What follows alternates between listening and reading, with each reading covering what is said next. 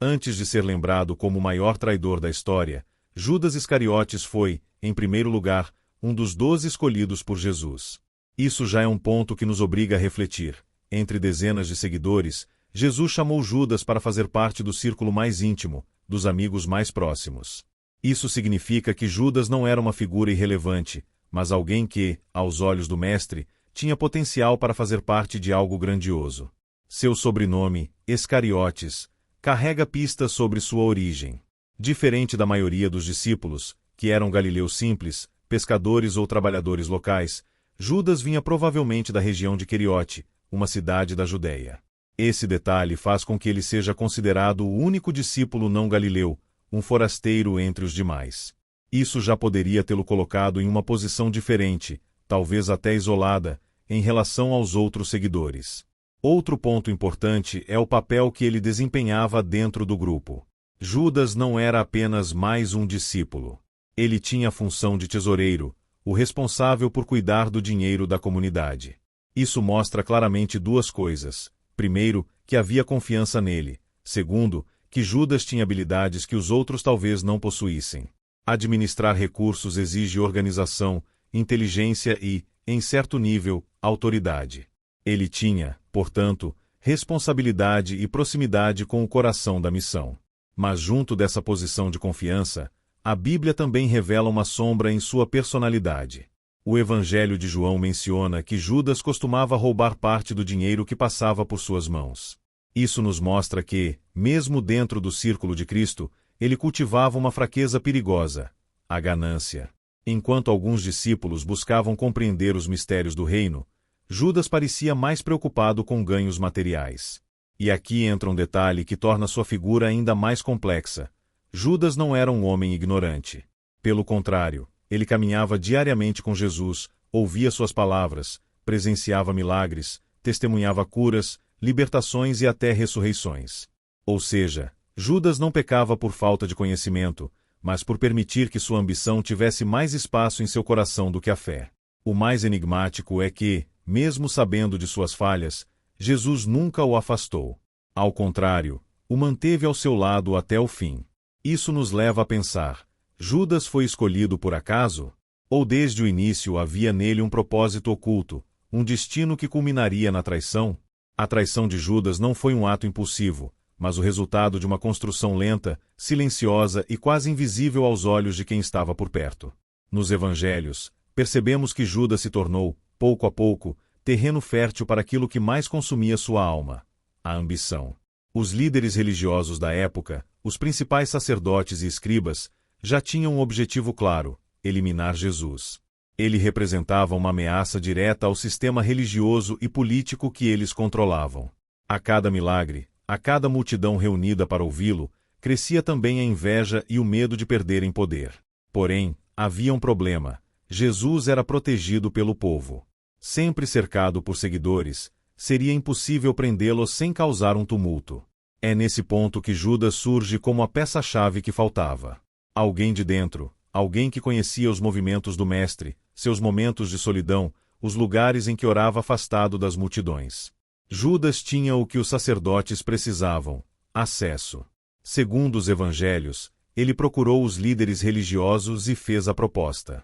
Não foi convencido, não foi coagido, mas ele mesmo se ofereceu para entregar Jesus. Essa iniciativa é crucial, porque revela que a decisão já estava amadurecida em seu coração. E em troca de quê? De 30 moedas de prata. Aqui, o detalhe histórico é perturbador. 30 moedas de prata era exatamente o valor estipulado na lei de Moisés como indenização pela morte de um escravo, Êxodo 21:32. Ou seja, o preço pago por Judas não apenas foi baixo em termos materiais, mas também carregava um simbolismo cruel. O Filho de Deus, o Messias prometido, foi avaliado como nada mais do que um escravo.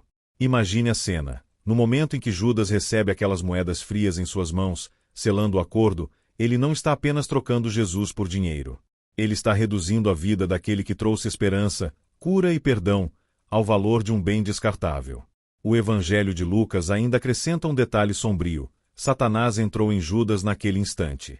Isso significa que sua decisão abriu espaço para que a influência maligna se estabelecesse nele. Judas, o discípulo, tornou-se instrumento da escuridão. Esse episódio marca um divisor de águas na sua trajetória. Até então, Judas podia ser visto como um homem com falhas, talvez corrupto em pequenas coisas, mas ainda parte do grupo. Porém, ao aceitar esse acordo, ele selou seu destino. A partir desse momento, Judas não era mais apenas o tesoureiro, ou o forasteiro do grupo. Ele se transformou no traidor em potencial, aquele que carregava no bolso as moedas que representavam não só a sua própria perdição, mas o início da paixão de Cristo.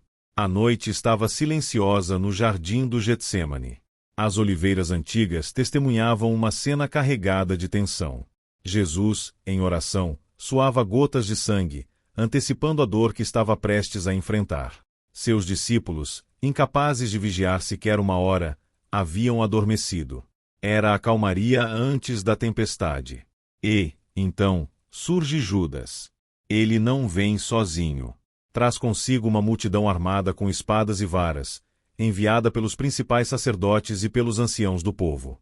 Homem preparado para prender, homem pronto para derramar sangue.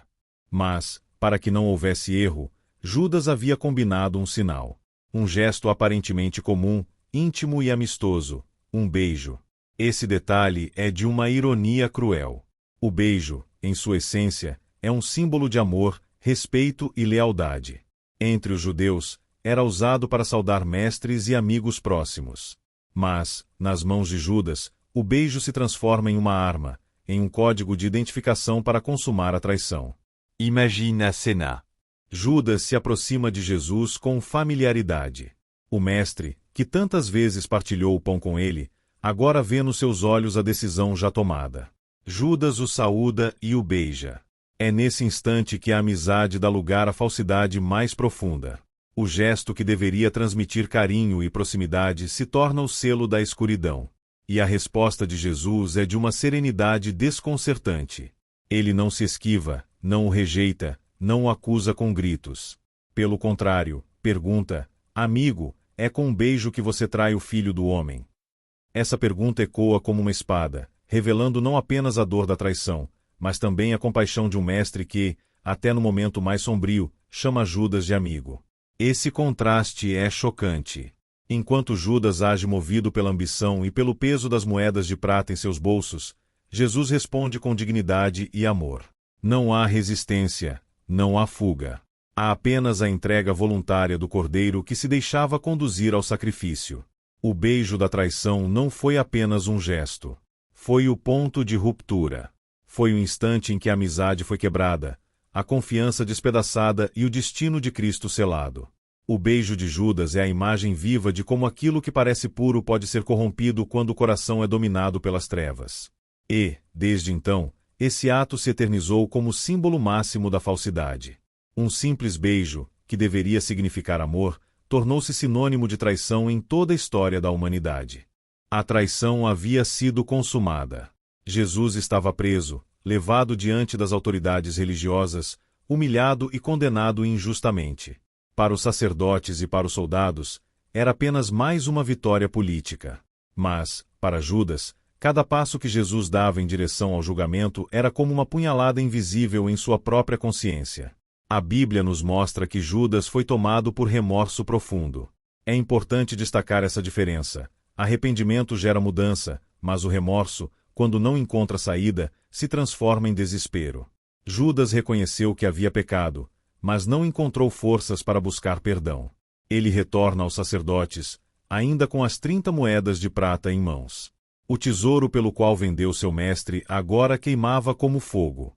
Com desespero, declara: pequei, entregando sangue inocente.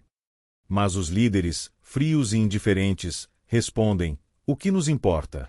Isso é contigo. Nesse momento, Judas percebe que não apenas havia traído Jesus, mas também se tornará descartável para aqueles a quem servirá.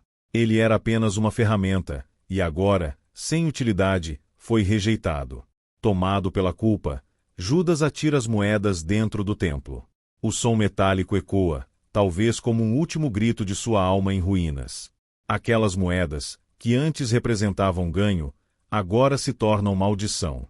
E os próprios sacerdotes, em um gesto de ironia, não as colocam de volta no tesouro, pois dizem que o dinheiro é preço de sangue. Com elas, compram o campo do oleiro, um terreno usado para sepultar estrangeiros. Esse lugar ficou conhecido como Campo de Sangue. Mas o peso sobre Judas não se limitava ao valor simbólico das moedas. Era a sua própria consciência que o esmagava. O discípulo que caminhou com Jesus, que ouviu as palavras de vida eterna, agora se via incapaz de lidar com sua própria decisão. Mateus relata que, tomado pelo desespero, Judas se enforcou. Já o livro de Atos descreve que ele caiu e seu corpo se rompeu ao meio. Apesar das diferenças nos relatos, o ponto central é o mesmo. Sua morte foi trágica, violenta e marcada pelo desespero. A história de Judas termina sem glória, sem consolo, sem redenção. Sua vida é um testemunho de como a culpa pode se tornar uma prisão da qual não há saída quando não se busca o perdão verdadeiro. Ele não foi vencido apenas pelo peso da traição, mas pela incapacidade de acreditar que ainda poderia ser perdoado. Esse é o detalhe mais doloroso. Jesus perdoou até mesmo os que o crucificaram, orando por eles na cruz. Se Judas tivesse buscado misericórdia, certamente teria encontrado. Mas, ao escolher o desespero em vez da esperança, Judas selou sua própria ruína. Assim, o fim de Judas não é apenas o de um traidor. É o de um homem consumido pela culpa, incapaz de enxergar que a mesma graça que alcançou tantos outros também poderia ter alcançado a ele. O nome de Judas Iscariotes atravessou séculos como sinônimo de traição. Ele não deixou cartas, não fundou igrejas, não pregou após a ressurreição como os outros discípulos. Seu legado não está em obras, mas em um ato, o beijo da traição, as 30 moedas de prata e a sombra que paira sobre sua memória. Em quase todas as culturas, seu nome se tornou símbolo de falsidade. Chamar alguém de Judas é acusá-lo de ser o mais vil dos traidores. E, ainda assim, sua figura permanece cercada de enigmas que dividem teólogos, estudiosos e até escritores ao longo da história. A grande questão é: Judas foi apenas um vilão ou uma peça inevitável no plano divino? De um lado, muitos defendem que Judas agiu por livre arbítrio. Ele foi um homem que escolheu a ambição, que não resistiu ao fascínio do dinheiro e que, corrompido pela ganância, abriu espaço para Satanás agir. Nesse sentido, sua história é uma advertência. Estar próximo de Jesus não significa estar livre do mal, se o coração permanece preso aos desejos terrenos. Por outro lado, há aqueles que argumentam que Judas, de alguma forma, cumpriu um papel essencial. Afinal, sem sua traição, como se cumpririam as profecias que anunciavam a morte do Messias? Como se realizaria a redenção da humanidade através da cruz? Se esse raciocínio for levado ao extremo, Judas seria mais do que um traidor, seria um instrumento necessário para que o plano de salvação se desenrolasse. Esse dilema não tem resposta definitiva. Ele nos leva a refletir sobre os mistérios da soberania divina e da responsabilidade humana. Judas, o homem que caminhou com Jesus, escolheu a traição.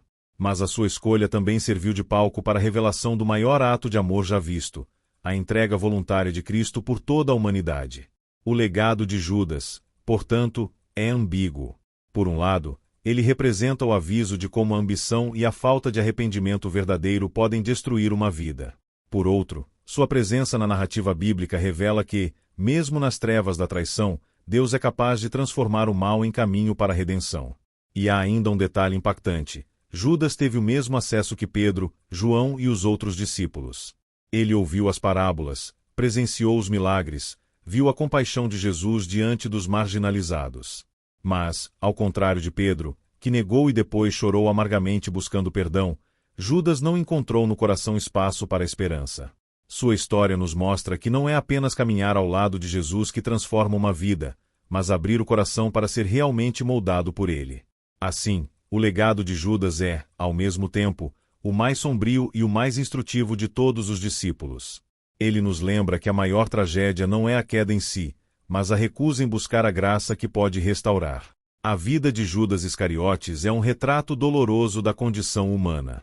Ele caminhou ao lado de Jesus, ouviu verdades eternas, presenciou milagres que muitos sonhariam em ver, mas, mesmo diante da luz, permitiu que as sombras dominassem o seu coração. Judas não foi apenas o discípulo que traiu com um beijo. Ele foi o homem que mostrou ao mundo como a ambição pode corromper até os laços mais sagrados. Como a ganância pode transformar a amizade em falsidade. E como a culpa, quando não encontra espaço para o perdão, pode levar alguém à ruína definitiva. Mas a sua história também nos deixa uma lição ainda mais profunda: a de que ninguém está livre da tentação. Não basta estar perto de Jesus, é preciso deixar que ele transforme o coração. Pedro caiu, mas encontrou restauração porque buscou misericórdia. Judas caiu, mas não acreditou que poderia ser perdoado. O legado de Judas é sombrio, sim, mas também é um alerta. Ele nos lembra de que a fé não é apenas proximidade física ou conhecimento intelectual, mas entrega verdadeira. No final, Judas não ficou marcado apenas por aquilo que fez, mas pelo que deixou de fazer, confiar no perdão que estava ao seu alcance até o último instante. E essa talvez seja a maior ironia de sua vida. Ele entregou Jesus à morte, mas não percebeu que essa mesma morte poderia lhe dar vida. E agora eu quero saber de você: qual é a sua visão sobre Judas Iscariotes? Ele foi apenas um vilão, ou foi parte inevitável do plano divino? Deixe a sua opinião aqui nos comentários, porque esse é um tema que gera muitas reflexões. Se esse vídeo te trouxe valor, não esquece de deixar o like, se inscrever no canal e ativar o sininho para não perder nenhum conteúdo. E olha, não sai daqui ainda. Tem mais um vídeo aparecendo na tela agora mesmo, que vai te levar ainda mais fundo nesse universo de histórias que marcaram a humanidade. Eu te espero lá. Até mais.